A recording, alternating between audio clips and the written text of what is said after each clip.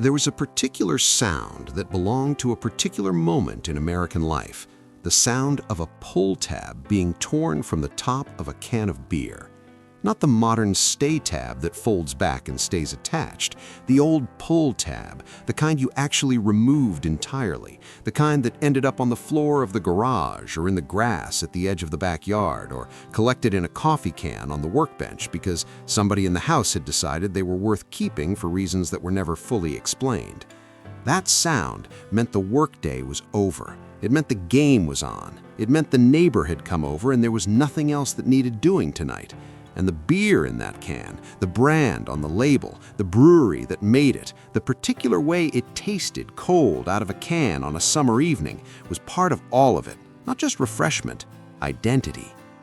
Today, we are counting down 10 American beers from the 1970s that have faded from the market, been discontinued, been absorbed and diluted, and eventually discontinued by the large corporations that bought them, beers that millions of Americans drank with genuine loyalty and genuine affection, and that, in many cases, have simply ceased to exist.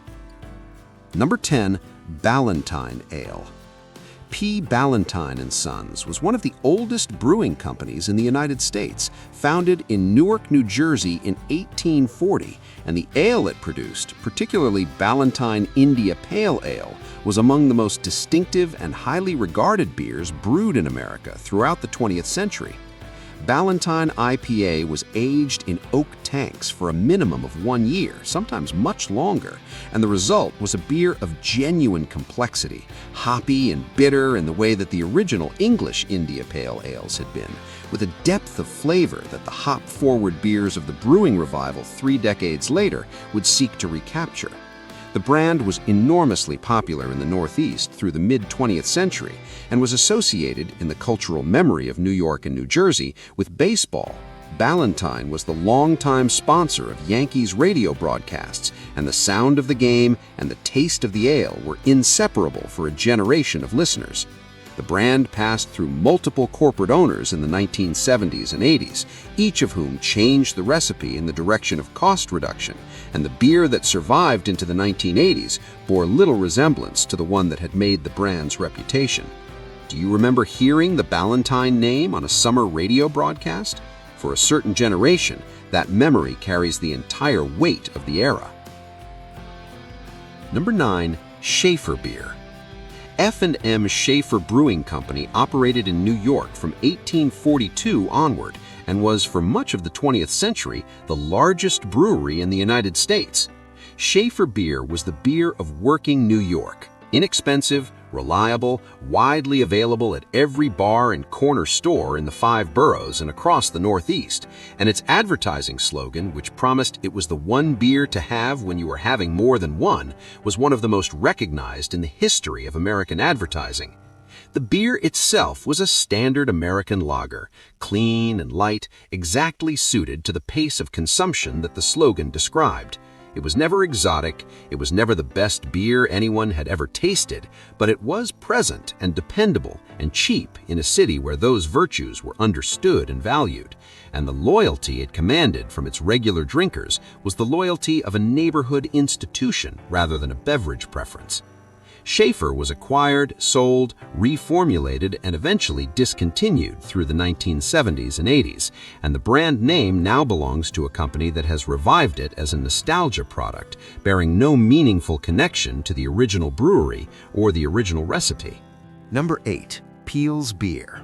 Peel's Brothers Brewery operated in Brooklyn from 1883 through most of the 20th century, and the beer it produced occupied a specific place in the ecology of New York drinking life. Not the prestige brand, not the cheapest option, but the one that a particular kind of working-class New Yorker considered his own. Peel's became famous in the 1950s through a series of animated television commercials featuring 2 cartoon beer salesmen whose dry humor and deadpan delivery made them among the most memorable advertising characters of the decade. And the affection that the commercials generated transferred directly to the brand, giving a modest regional lager a degree of cultural cachet that its brewing quality alone might not have achieved. The beer was light and simple and cold, and it tasted like a Brooklyn summer. and that was entirely sufficient for the people who drank it. The brewery closed in the 1970s, the brand was purchased, and the beer was contract brewed and reformulated, and the specific character of the original was lost. What remained was a name on a can that meant something to people who were old enough to remember when it had meant something else. Number 7. Goebel Beer. Goebel Brewing Company of Detroit produced a beer that was, for decades through the mid-20th century, the beer of working Detroit, of the auto workers and factory hands and warehouse men who came off a long shift and wanted something cold and familiar and specific to where they were from. Detroit was a beer town in the way that industrial cities were beer towns. The brewery was part of the landscape, the brand was part of the identity, and the experience of drinking a Goebel after a long day in a plant was not separable from the plant itself or the city around it, or the particular way that decade and that place felt. The Goebel lion, which appeared on the label, was recognized across the city in the way that local sports team logos were recognized, as a marker of belonging. The brewery closed in the 1960s, and the brand changed hands through the 1970s, the beer becoming something brewed elsewhere by someone else to a reformulated recipe, and then disappearing entirely. In its absence, the specificity of what it had represented, a taste that was from here, made here, for the people who lived here, became clear in the way that things only become clear once they are gone. Number 6. Hamm's Beer, the original Minnesota formulation. Hamm's was founded in St. Paul, Minnesota in 1865, and the beer it produced became the dominant brew of the upper Midwest through the first half of the 20th century, associated so completely with the landscape of Minnesota and Wisconsin and the Dakotas that its advertising, which featured an animated bear canoeing through pristine wilderness to the sound of a distinctive drum beat, seemed less like marketing than a straightforward statement of geographic fact. The beer was brewed from Minnesota water and barley, and it tasted, to the people who grew up drinking it, like the place they were from. The Hamm's bear was one of the most recognized advertising symbols in American history. The brand was sold in 1968 to Hublin, then to Olympia, then to Pabst, with each transaction bringing reformulation and cost reduction and the gradual removal of whatever made it specific. The beer that exists today under the Hamm's name is brewed in a different state from a different recipe by a company that acquired the brand as an asset rather than as a tradition. The bear is still on the can. The beer it once represented is not. Number 5. Rheingold Beer. Rheingold Extra Dry was the beer of New York in the 1950s and into the 1960s, with a dominance that few regional brands have ever matched in any American market. The Miss Rheingold contest, an annual competition in which New Yorkers voted for a woman to represent the brand in its advertising, generated more votes in some years than the mayoral election, and was, for the duration of its existence, one of the most widely participated civic rituals in the city's history. The beer itself was a clean, dry American lager, precisely formulated for the palate of the New Yorker who wanted something reliable and without pretension and cold. Rheingold sponsored the Mets beginning in 1962 and became the official beer of the young, working-class baseball fan in the outer boroughs in a way that permanently associated the brand with a specific kind of New York identity. The brewery closed in 1976. A revival was attempted decades later. The specific character of the original, the recipe, the water, the particular fermentation character of the Bushwick Brewery could not be fully reconstructed. What was lost with the brewery was not just a brand, but a specific New York taste that no revival has been able to restore. Number 4. Grain Belt Beer. Grain Belt was brewed in Minneapolis from 1893, and its role in the culture of Minnesota was so fundamental that it is difficult to separate the beer from the broader texture of upper Midwestern life in the 20th century. The Grain Belt sign, a large illuminated bottle cap on the Nicollet Island Bridge in Minneapolis, became one of the most recognized landmarks in the state. a piece of visual geography so embedded in the identity of the city that when the brewery closed in 1975 and the sign went dark, the loss was mourned as something more than the closing of a business.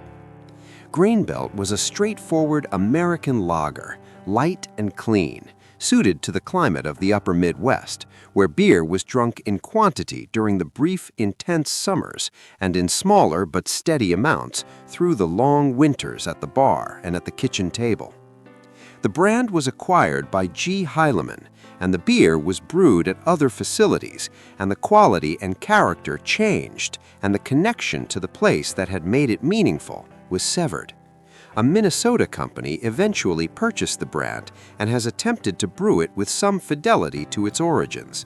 Whether they have succeeded is a question that only the people who drank the original can answer. Number 3. Falstaff beer. Falstaff was once the third largest brewing company in the United States, producing beer in multiple cities from breweries in St. Louis and Omaha and Fort Wayne and Galveston and New Orleans.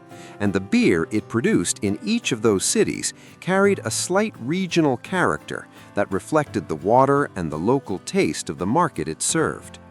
The St. Louis Falstaff, in particular, was a serious beer with genuine character, fuller-bodied than the lightest American lagers of the era, with a malt presence that gave it weight and a finish that rewarded attention. Falstaff acquired and closed other regional breweries through the 1960s, consolidating their brands without preserving their characters, and then found itself caught in the same consolidation wave it had participated in. The company struggled through the 1970s, closed its last original brewery in 1990, and the brand name passed to Pabst, which uses it today on a product brewed elsewhere to a formula that shares nothing with the original beyond the name. The story of Falstaff is the story of American beer consolidation in miniature, the regional brand that ate other regional brands and was then itself eaten, each transaction removing another layer of what had made the original worth drinking. Number 2. Lucky Lager. Lucky Lager was the beer of the American West, brewed in San Francisco from 1934 and consumed with particular enthusiasm in California and the Pacific Northwest through the mid-20th century in quantities that made it one of the most popular beers in the region. It was distinguished by a rebus puzzle printed under the bottle cap, a small picture puzzle that could be decoded to reveal a word or phrase that generated a mild but genuine engagement with the act of opening a bottle that kept drinkers reaching for another to solve the next one. The beer itself was a clean, relatively light lager suited to the climate of the West Coast and to the outdoor culture of California, where it was drunk at the beach and at backyard barbecues and at the kind of informal gatherings that the post-war California lifestyle built itself around. Lucky Lager was sold to General Brewing, which was sold to other companies, which reformulated and reduced and eventually discontinued.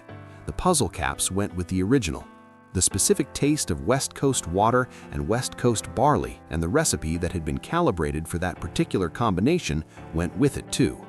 What remained was a brand name with nostalgic resonance and no beer behind it. Number 1. Olympia Beer. It's the water.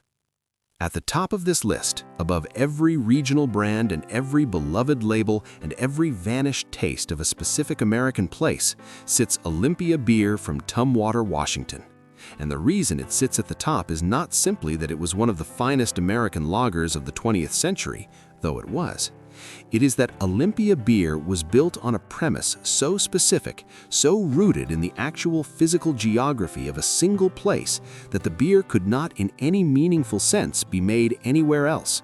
The artesian springs of Tumwater, Washington, pure, cold, geologically filtered water that had been emerging from the earth at that site since before there was a state of Washington, were the entire foundation of the brand. And the slogan that Olympia used for most of its history, "It's the water," was not marketing language, it was a statement of literal fact. The beer tasted the way it tasted because of the water, and the water was there in that place and nowhere else. Olympia was sold to Pabst Brewing in 1983, and production was moved away from Tumwater. The Tumwater Brewery eventually closed in 2003, and with it closed the spring-fed water supply that had made the beer what it was. The brand name survives. Every beer on this countdown was more than a beverage.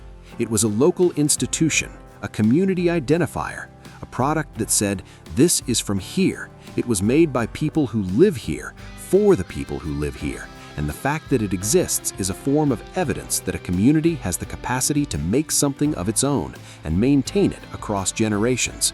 The consolidation of American brewing industry in the second half of the 20th century eliminated most of that capacity.